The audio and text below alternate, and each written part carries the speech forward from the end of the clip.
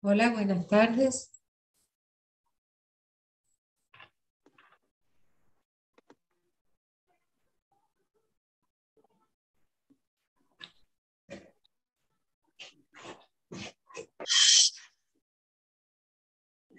Hola, buenas tardes.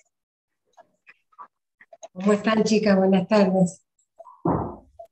Hola, profe. Ahí esperamos unos Profe. minutitos y ya comenzamos. Se están uniendo sus compañeras.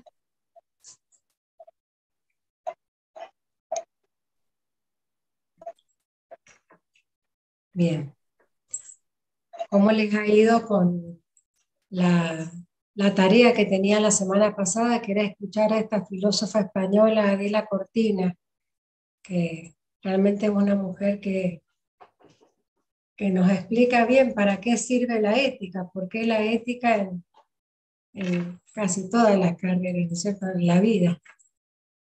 He visto que han participado en el foro bastantes alumnos y de alguna manera uno se sorprende con términos nuevos, se sorprende con que el ser humano es un ser que no hace nada la mayoría de las veces sin esperar una recompensa. Por eso es que Adela va a decir que somos reciprocadores, eh, a su vez nos gusta cooperar.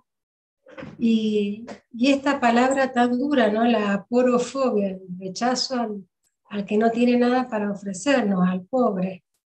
Eh, si fuese más conocido en realidad que esta fobia existe y poderla trabajar para que nuestras sociedades sean más eh, equitativas, más dignas, más respetuosas de la persona, ¿no? Bueno, les cuento que la clase de hoy vamos a hablar de dos éticas aplicadas: la ética del cuidado y la ética profesional, que esa las atraviesa en realidad como los atraviesa como futuros licenciados en nutrición. No me quiero olvidar de Maxi, que ahí está entrando a la clase. Entonces, vamos a empezar y en la medida que se unan el resto de los compañeros, los vamos admitiendo. Entonces, les voy a compartir mi pantalla.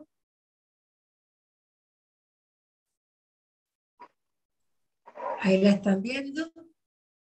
Entonces, en esta segunda parte de la parte de ética de la materia, vamos a hablar de la ética del cuidado. Entonces, para entender por qué yo traigo a los alumnos y a esta materia, la ética del cuidado, permítanme que les cuente una sencilla y corta fábula. Esta fábula le pertenece a Higinio. Higinio fue un poeta romano, del Imperio Romano, que nació en el año 64 antes de Cristo y falleció en el año 17 después de Cristo. O sea, atraviesa en realidad lo que se conoce como el comienzo de la historia a partir del año 1 con el nacimiento de Cristo, pero él había nacido, como les digo, en el año 64. ¿Qué es lo que escribe Higinio en esta fábula del cuidado?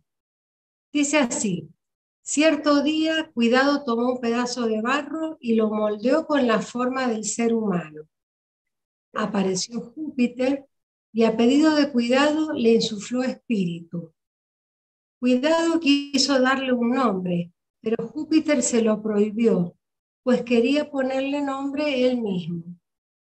Comenzaron a discutir y en esas apareció la Tierra, alegando que el barro era parte de su cuerpo, por tanto, tenía derecho a escoger el nombre. La discusión se complicó, entonces todos aceptaron llamar a Saturno, el dios ancestral, para que dirimiera el asunto. Entonces Saturno decidió la siguiente sentencia: tú, Júpiter, que le diste el espíritu, recibirá su espíritu cuando esta criatura muera. Tú, Tierra, que le has dado el cuerpo, recibirás su cuerpo cuando esta criatura muera. Y tú, Cuidado, que moldeaste a la criatura, la acompañarás durante toda su vida. Y como no ha habido acuerdo sobre el nombre, decido yo, dice Saturno, se llamará hombre que viene de humus, que significa tierra fértil. Entonces, ¿por qué contextualizo con esta fábula? Porque según esta fábula, el cuidado precede a la persona y la acompaña a lo largo de su vida. Entonces, ¿cómo se origina esta ética del cuidado? Bueno, es una ética que se origina casi al final del siglo XX y se origina a partir de psicólogos que comenzaron a investigar las etapas del desarrollo moral de las personas. En la parte cognitiva, a lo mejor lo han visto en alguna materia, vamos a rescatar los trabajos de Piaget, que luego los retoma Kohlberg, un psicólogo estadounidense, para ver la evolución, el proceso del desarrollo moral. Pero ¿qué es lo que pasó con Kohlberg? Cuando publica su artículo, una colaboradora de él, Carol Gilligan, se da cuenta que había excluido a las mujeres en la muestra. Hablaba como que consideraba que el desarrollo moral importaba describirlo en varones, pero no tomaba en cuenta cómo se daba en las mujeres. Entonces, ¿qué es lo que decía Kohlberg? Decía que la moralidad conllevaba un proceso en etapas y que era sumamente racionalista, práctico. Y lo que preponderaba era la idea de justicia. Entonces, él decía, no se puede decir que algo sea bueno o malo, sino que se puede decir si se han cumplido o no las normas que guían a ese suceso. Entonces, bueno, Gilligan, no tranquila con esta investigación que excluía, tenía sesgo porque no incluía a las mujeres, publica un libro que ella misma dice, no es para descartar todo lo que hizo Kohlberg, sino para hacer escuchar una voz diferente. Por eso es que le llama In a Different Voice, que en castellano es la psicología del desarrollo femenino. A Gilligan se la nombra, se la reconoce como la fundadora, por así decirlo, de la ética feminista, entendiendo la palabra feminista no como algo ideológico, sino realmente como valorando el desarrollo de la ética en mujeres. Igualmente ella en su estudio aborda niños y niñas, o sea que lo hace realmente con una muestra participativa. Bueno, ¿y qué va a proponer Gilligan? Que en el caso de las mujeres, la percepción de la ética va más allá de cumplir o no cumplir normas, sino que también le hacemos lugar a las relaciones sociales, la relación con el otro. Y a esto ella le llama ética del cuidado y de la atención.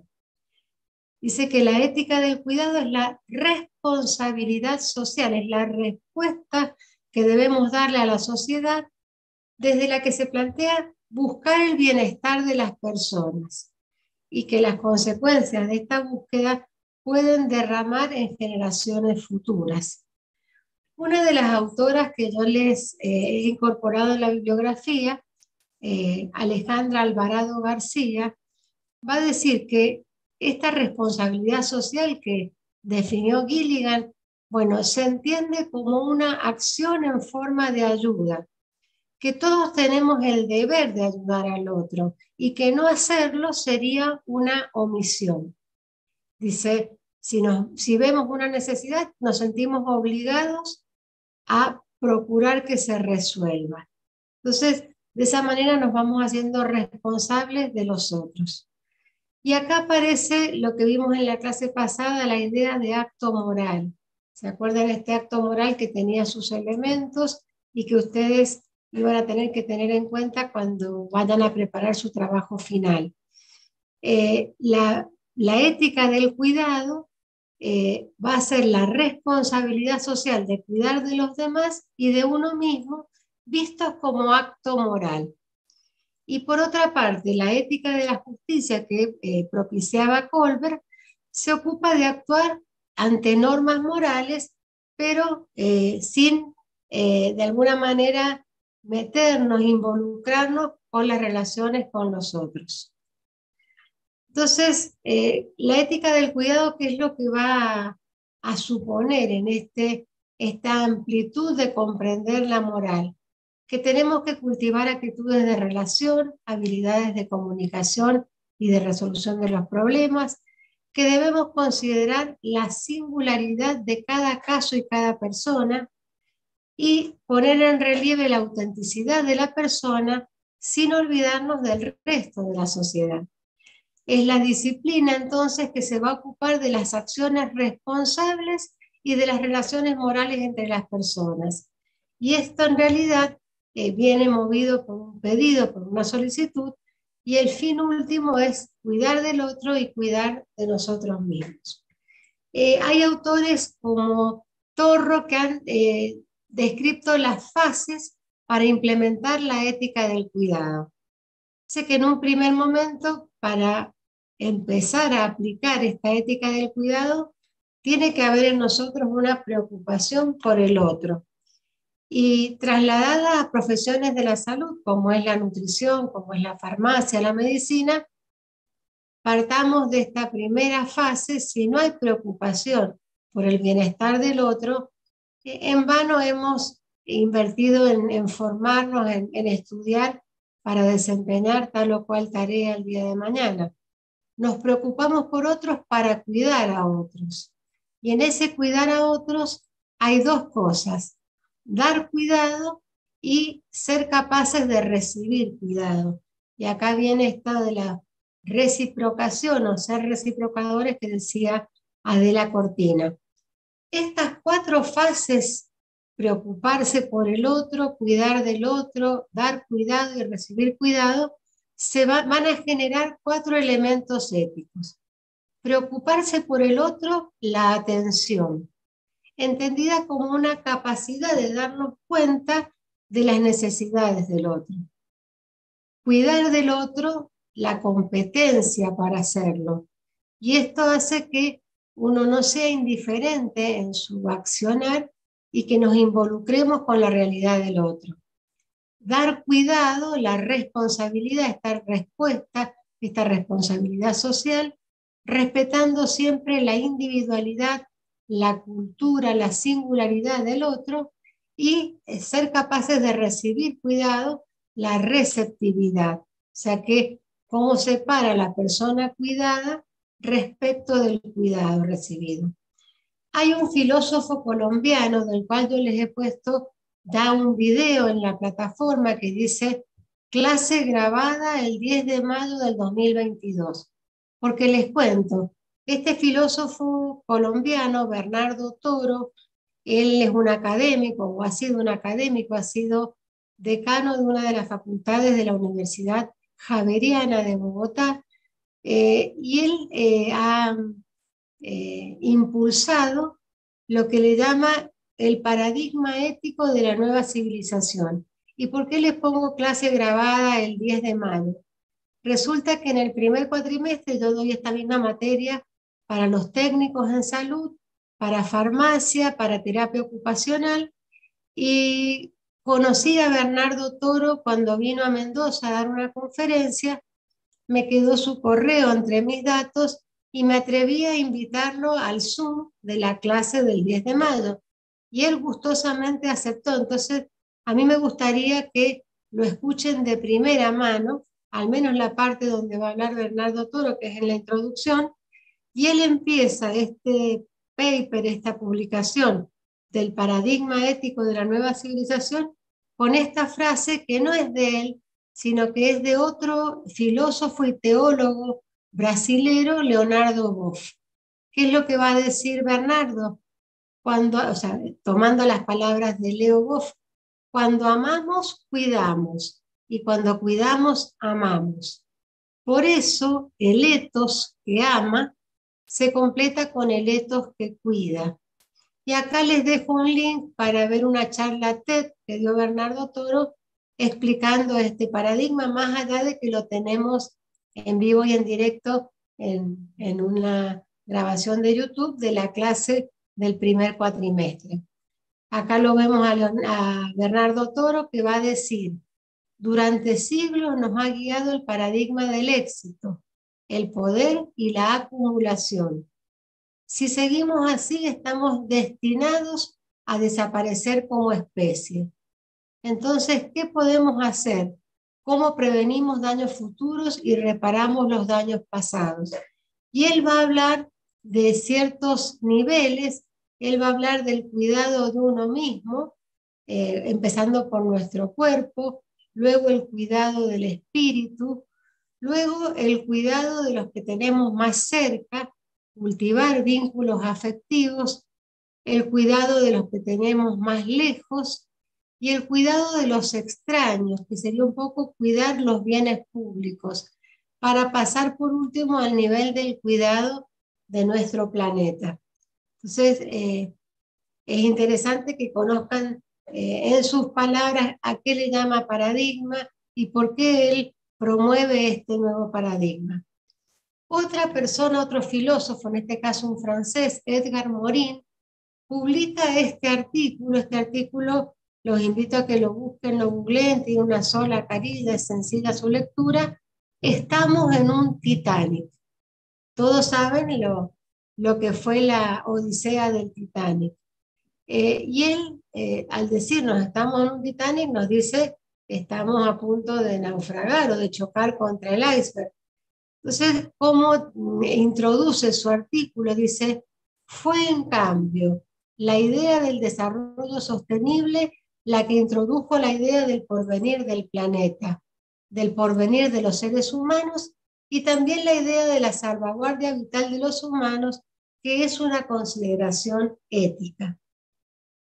En ese artículo, perdón, se relaciona con otro artículo salido en noviembre del 2017, hace casi 5 años, en la revista Bioscience.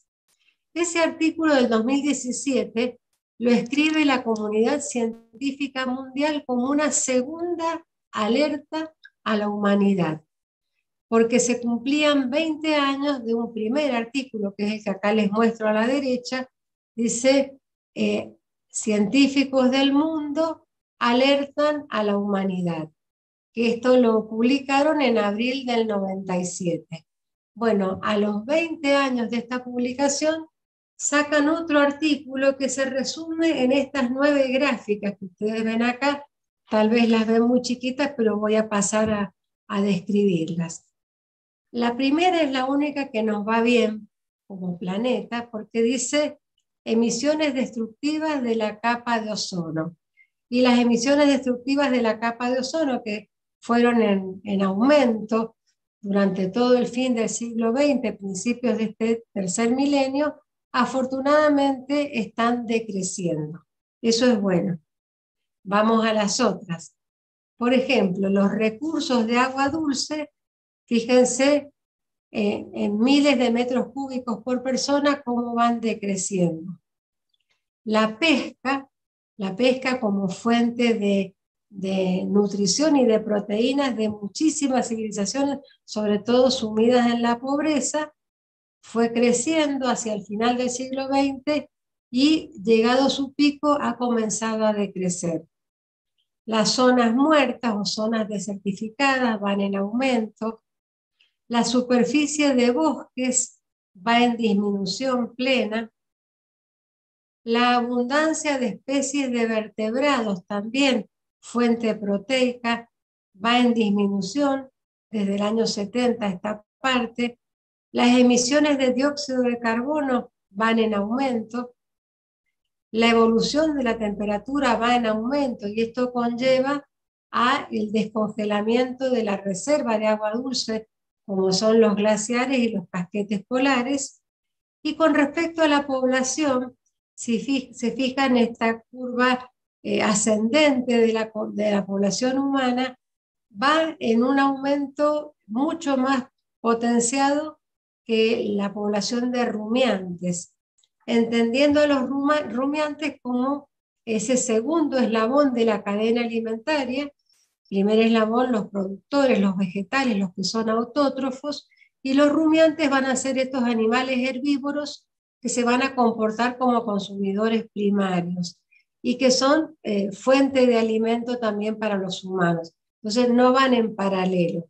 Esto lo lanza la comunidad científica mundial para mostrar que debemos preocuparnos. ¿Qué otra cosa debiera preocuparnos?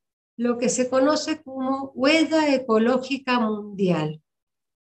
¿Qué es la huella ecológica mundial? Significa cuántos planetas Tierra necesita la población humana o cada uno en forma individual por año para abastecer sus necesidades reales. Para el año 2008 se calculaba que la población humana estaba necesitando o estaba gastando, consumiendo 1,5 planetas por año. Y entonces ahí también se hace un parate, una alerta, y se nos dice que si no modificamos nuestra forma de vida, para el 2050 podríamos llegar a necesitar casi 3 planetas Tierra. En cambio, si modificamos, para el 2050, o sea, dentro de 28 años, podríamos restablecer el consumo a necesitar consumir lo que produce el planeta Tierra, 1 planeta Tierra por año. Esto de la huella ecológica mundial lo van a ver más gráfico si ustedes calculan su propia huella ecológica. Yo los invito a que busquen en Google, pongan calculadora de huella ecológica, hay un montón en castellano y en inglés también, y cada uno tiene que poner, sobre todo está muy involucrado con la nutrición, cuáles son los hábitos alimentarios. Y en función de los hábitos alimentarios individuales, les va a llegar a ustedes cuántos planetas Tierra consumen por año. Yo renuevo este ejercicio cada tanto, pero esta vez lo hice el día martes antes de dar las clases y he mejorado versus la primera vez que calculé mi huella ecológica, pero aún así yo consumo 1,04 planetas Tierra por año. Tengo que tratar de llegar al menos a 1 planeta Tierra, o lo deseable sería que me diera un valor menor a 1. Otra calculadora que las invito a usar es la calculadora de esclavitud. Y usted me dirá, profesora, la esclavitud en nuestro país no existe. Hemos estudiado en la primaria que la Asamblea del año 13, de 1813, abolió la esclavitud. Fuimos uno de los primeros países de Hispanoamérica que abolió la esclavitud. Sin embargo, esta calculadora de huella de esclavitud les va a mostrar, como me muestra también a mí misma, que tenemos un montón de esclavos trabajando para nosotros. ¿Dónde están esos esclavos? Y bueno, están en el celular, que todos los días usamos, están en el reloj de cuarzo, para quienes todavía tenemos la costumbre de llevar un reloj pulsera, están en la cartera de cuero, en la mochila, en varias prendas de nuestro vestidor. Es decir, que yo los invito a que calculen cuántos esclavos trabajan para ustedes. Es interesante el ejercicio. Otra cosa en la línea de no cuidar, justamente lo que no sería la ética del cuidado, es una noticia que dio la Organización Mundial de la Salud en el 2018, cuando nos decía que por año mueren 7 millones de personas, más de las que murieron durante la pandemia, por la exposición a partículas contenidas en el aire contaminado. Dice que en el mundo 9 de cada 10 personas respiramos aire contaminado. Todos sabemos que cuando se inicia el aislamiento, en marzo, abril del 2020, bajó la contaminación en las grandes ciudades, al menos de nuestro país, pero también nos llegaban noticias de muchas ciudades del mundo. Bueno, fíjense que en escasos 2 años hemos restablecido, tristemente no aprendimos nada, los valores de contaminación. Y por último, ¿a qué se le llama índice de desarrollo humano? Como índice, ¿qué es? Es una fórmula matemática, es un cociente. Ese cociente va a tomar en cuenta 3 indicadores. cuál es la expectativa de vida, la esperanza de vida al nacer que tiene cada país, cuál es el índice de educación, con qué se calcula, con la media estadística de años de escolarización que tiene la población y cuántos son los años que se espera que uno transite el sistema educativo. Y por último, el ingreso nacional bruto por cápita. Con esos tres indicadores se construye el índice de desarrollo humano. ¿Cómo estaba posicionada la Argentina en el año 2019? Estábamos por debajo de Chile y por encima de Uruguay, pero entre los países de desarrollo muy alto. Cuando informen el índice 2022, no nos extrañaría que hayamos descendido a los países de desarrollo alto, seguramente, y más con los indicadores que nos dan hoy en día de pobreza y de indigencia. Entonces, para cerrar un poco esto de la ética del cuidado, me quedo con algunas frases de los autores que les he propuesto. Hay que saber cuidar, hay que cuidar bien y sobre todo cuidar de lo que es justo y correcto cuidar. O sea que no malgastar esfuerzos en cuidar lo que no tiene sentido cuidar. El cuidado sin respeto de uno mismo se convierte en sacrificio y abnegación. Sin respeto del otro, el cuidado se puede convertir en ahogamiento. Y por último, la ética del cuidado está en relación con la importancia de potenciar vínculos personales sanos, de desarrollar la empatía, la preocupación por el otro y la indignación frente a la crueldad. Entonces, antes de pasar a la ética profesional, les pregunto si hasta acá tienen alguna duda, alguna pregunta, si habían escuchado hablar de la ética del cuidado. Los escucho.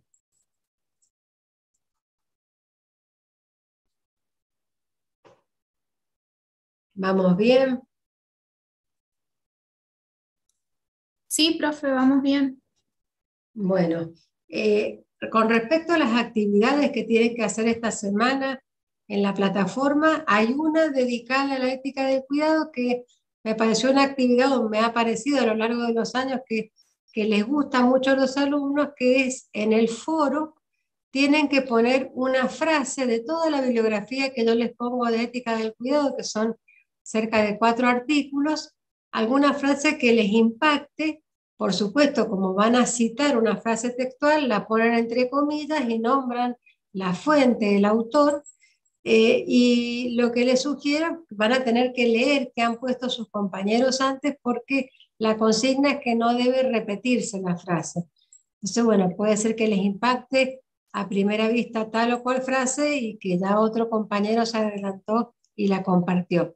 Esa sería la parte de tarea referida a ética del cuidado. Referida a ética profesional, ahora hablamos sobre ética profesional y les cuento qué es lo que se les propone hacer. Bueno, la ética profesional, ya el nombre nos está diciendo que va a ser la ética relacionada con la profesión que cada uno va a ejercer.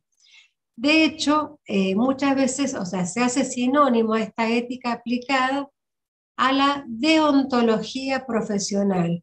Seguramente ustedes han escuchado hablar de los consejos deontológicos y enseguida los vamos a explicar. Entonces, ¿qué es la ética profesional?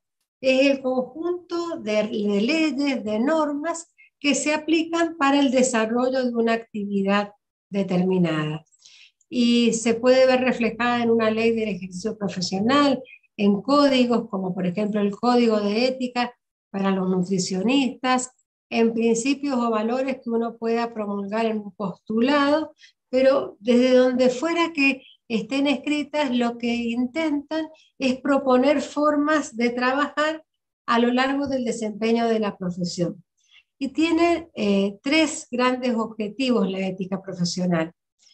En primer lugar, que el profesional valore la profesión para sí mismo, para sus colegas, que el término que se utiliza en realidad es para el gremio. Lo que pasa es que nosotros la palabra gremio la hemos desacreditado mucho en nuestro país, pero gremio etimológicamente es el conjunto conjunto de personas que ejercen la misma profesión.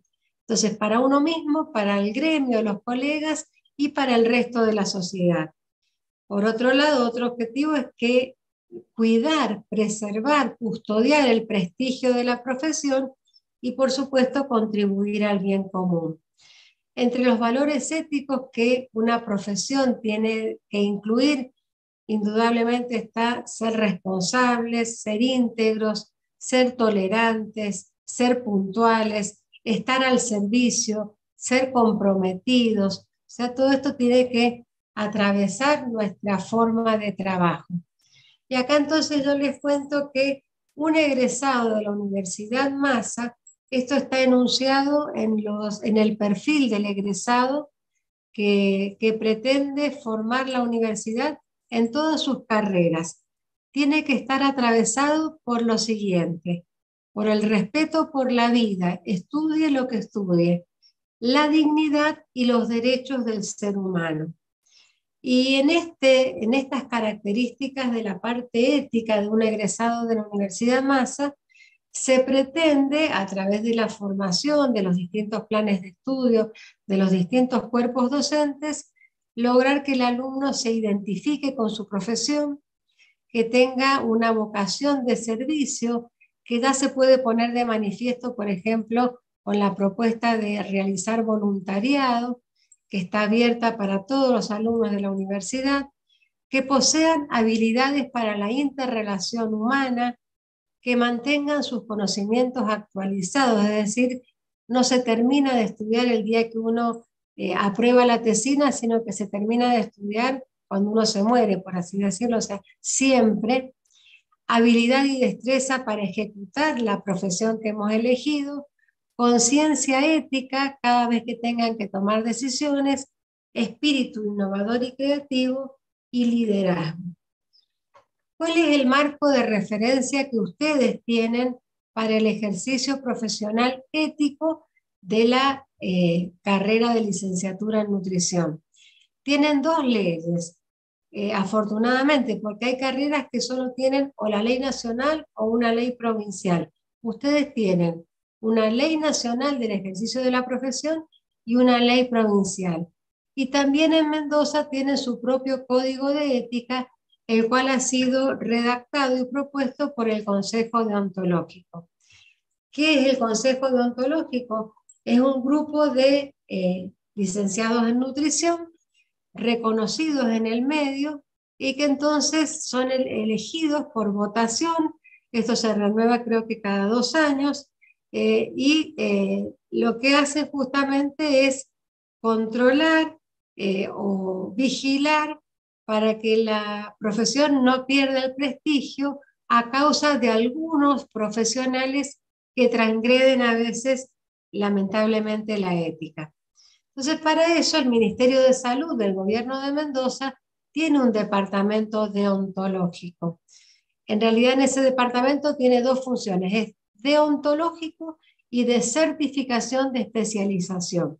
Es decir, que cuando ustedes hagan un posgrado, especialistas en nutrición pediátrica, del diabético, geriátrica o lo que sea, es aquí donde van a certificar que ustedes son especialistas en esto desde la parte de salud, porque desde la parte de educación basta con el diploma que les va a otorgar la institución donde hagan la maestría o el posgrado o el doctorado.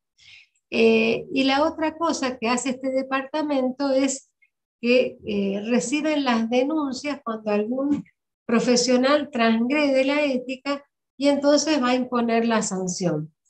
Ejemplos de transgresiones a la ética que podría tener un profesional: podría ocurrir que un profesional hiciera una publicidad engañosa, supongamos, estoy inventando y algo como muy burdo para que sea bien nítido el ejemplo, supongamos que en el Valle de Uco, en San Rafael, en el este, se enteran de que un colega de ustedes está publicando en las redes sociales que él es el único capaz de lograr que usted descienda el 30% de su peso en solo 6 semanas.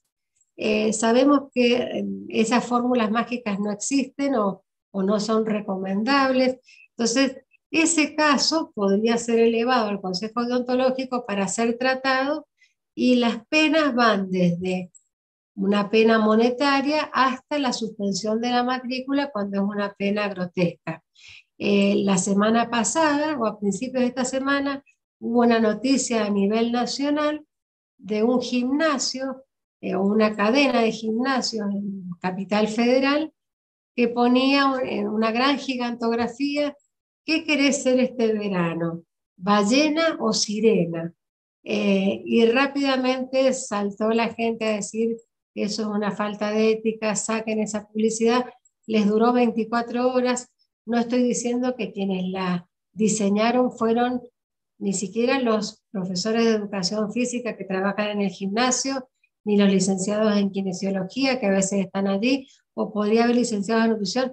Supongamos que fue solo culpa de la agencia de publicidad, pero sea como sea, este tipo de casos son los que son llevados a revisión por los consejos deontológicos de la profesión que le corresponda.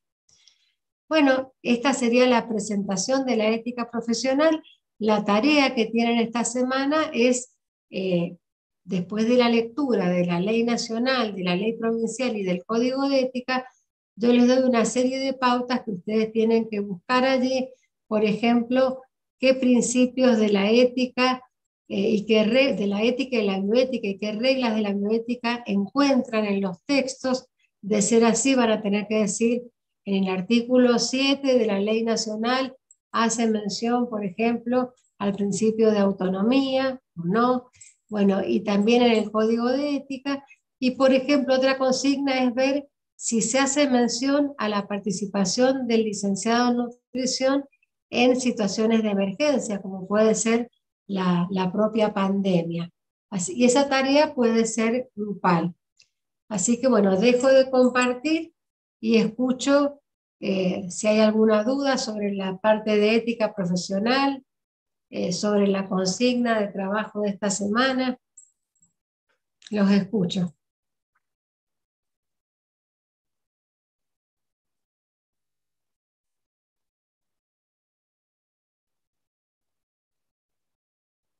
¿Están ahí, No, chicos? profe, está todo claro. Bien. Sí, profe, Bueno, se entendió todo. cuando hagan el trabajo final integrador, hay un ítem que casi la mayoría de los grupos se olvida, y es relacionar el caso, la película, el documental, la noticia, con la ética del cuidado. Ese ítem tiene poquito puntaje, tiene 0,5 puntos sobre 10 puntos. Por lo tanto, si les da 9,5, sabemos que en la escala de calificación actual de la universidad, el 95 equivale a un 10. Pero no les digo esto porque sea importante por la nota final, sino que es una picardía que cuando terminen de redactar el trabajo, no hagan como un checklist, un punteo de todo lo que tiene esa tabla, esa rúbrica de evaluación, y no se olviden, aunque sea en un párrafo, de decir: relación del tema abordado con la ética del cuidado. Esto se relaciona por tal o cual motivo, así que no quise yo que estuviera ausente de este trabajo final integrador. No sé si alguien ha empezado a buscar material o ya tienen una decisión tomada, pero tienen que elegir un tema que tenga que ver con la salud. Eso sí es ineludible, porque hay muchas películas o material sobre ética pura, pero en realidad, como ustedes cursan una carrera de la salud, la intención es que elijan un tema vinculado con la salud. ¿Preguntas? No, profe. Yo por lo menos no. No, Bueno, yo profe. ahora voy a subir la grabación, como siempre, al aula virtual, la grabación para las sedes, y les recuerdo que no dejen de ver a esta grabación del filósofo Bernardo Toro, también para entender de primera mano, bueno, uno de los impulsores de la ética del cuidado a nivel mundial. Así que les agradezco su presencia. La semana que viene vamos a hablar de ética en la investigación. que es importante porque ustedes se gradúan con una tesina, que no es otra cosa que un proyecto de investigación, aunque sea pequeño. Y además porque muchos de ustedes pueden ser becarios de investigación. Así que vamos a ver ética en la investigación. Y la segunda semana de octubre, la última clase teórica, deberes y derechos del paciente. Luego la segunda evaluación integradora, y ahí tienen un par de días para ir subiendo el trabajo. Yo hago la devolución y en la primera semana de noviembre, en este mismo espacio de Zoom, van a ser ustedes los que expongan en grupo el trabajo que hayan redactado.